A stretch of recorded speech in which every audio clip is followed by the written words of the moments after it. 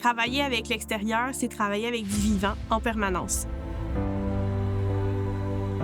J'ai eu un énorme coup de cœur pour cette formation-là. Je me suis développée en tant que personne aussi. J'ai vraiment pris une confiance en moi que j'avais pas. Je me suis sortie de ma zone de confort totalement.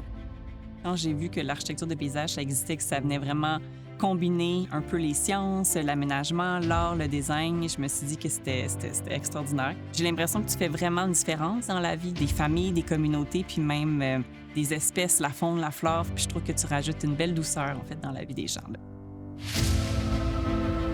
Il faut être malléable dans sa réflexion, être adaptatif. C'est une danse en trio en tant que telle. Fait que oui, le terrain parle de lui-même, a ses points, a ses contraintes. Le client, pour la même chose. Le concepteur a ses choix, ses valeurs, ses idéologies. C'est d'être capable de créer une belle harmonie entre ces trois points-là.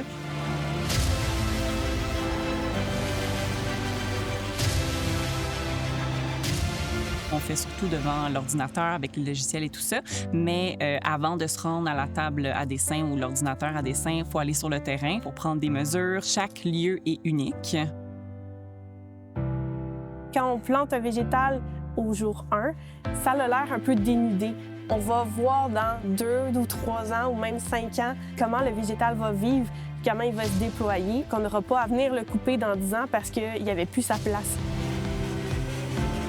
En architecture des paysages, on veut que ça soit beau, on veut que ça soit fonctionnel, on veut que ça soit inclusif, on veut que ça soit aussi durable. Au Québec, on le sait, on a aussi les saisons. On est au premier plan de la transition écologique. On entend beaucoup parler de la gestion des eaux pluviales, on entend beaucoup parler des parcs éponges en ce moment à Montréal, on entend parler aussi de la réduction des îlots de chaleur. Puis je pense qu'à travers toutes les échelles, il y a des actions qui peuvent être posées.